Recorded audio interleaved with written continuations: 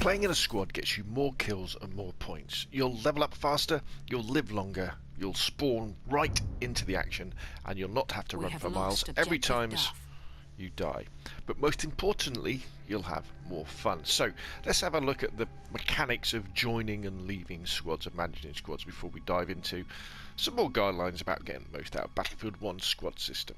So press the square on your PlayStation controller and you'll bring up the squad screen here. So I can choose to join any squads that aren't full. At the moment there's only one in this particular match.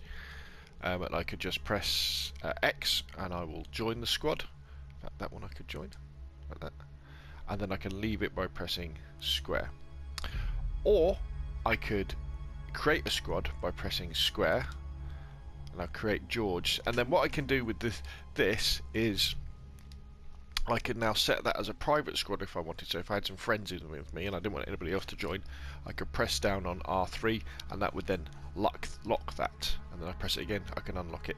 As you can see now, I've got a squad XP boost active, which means that anybody in my squad gets some nice juicy extra points, and that's going to last for another 8 minutes. And that's normally a great way of getting randoms to come into your squad, because as soon as everybody sees there's an XP. Now, when you are the squad leader, like I am with the George squad here, I can also kick people. So if I went into the squad, if there were some people who joined and I wanted to make space for my friends, I can kick them as well.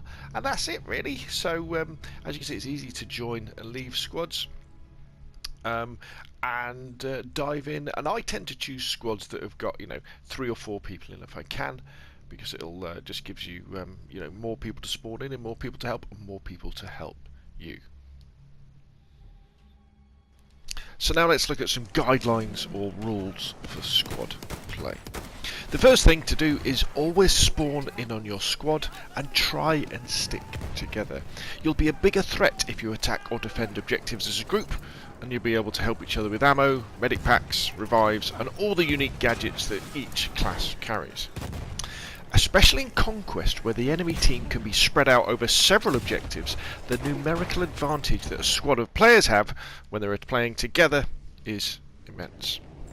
The second rule or guide is follow your squad leader's orders.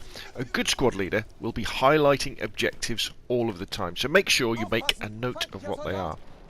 As a squad leader might be asking you to defend an already held objective or attack one in enemy hands, so just look for the flashing icons around the flag names. Do not, however, head blindly in a straight line toward the objectives. Try and flank around and hit them from the sides or the rear, but again, it's always preferable to stick together as a squad so you can get revives and resupplies. Third rule or guideline is that if you're the squad leader, issue orders but make them sensible ones. They should be to defend or capture the nearest flags. Don't insist on your squad making a massive flanking route to the enemy spawn. Keep it simple and stick to the closest flags. When you're playing with friends and everybody's in the chat, then you can try high stakes flanking routes across the map to the enemy's spawn flags, but when you're squadded up with randoms, keep things simple. Fourth rule. Again, if you're the squad leader, make sure you spawn in on your squad. This might seem obvious, but if you keep spawning away from your squad, they'll get the impression that you don't want to work together. You may be doing this for the best intentions, say to take back your spawn flag, for example, but other squad mates might not take kindly to this and start doing their own thing. In fact, if you do die, which you will do as the squad leader, and notice that a couple of members of your squad are heading towards an objective, spawn in on them and highlight that flag for maximum points and keep your squad together. The fifth rule. It doesn't matter which classes all the different squad members are playing as. Everyone should play as the class that they feel most comfortable and effective with and have the most fun as. But if you fancy that extra edge, try and make sure there's a scout sniper in the mix who knows how to fire their flare onto flags as you're attacking the objectives. The flare gun is probably the most powerful gadget in the game, and it has no counter. Fire it onto a flag and all of your team will see all of the enemy soldiers that are near on their mini-maps defending that flag. Finally, don't be afraid to try voice chat, even if you're squadded up with a bunch of randoms. You'll be surprised by how many people will start to reply if you just start saying simple things like, "What's the plan?"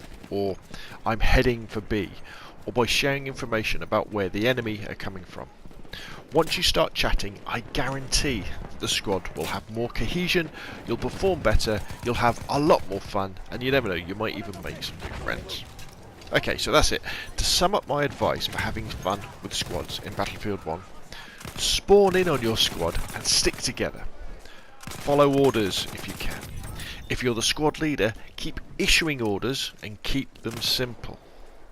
Squad leaders should spawn in on their squads and try to get a flare gun firing scout sniper in your squad. And don't be afraid to use the voice chat, even with strangers. Anyway, that's enough from me.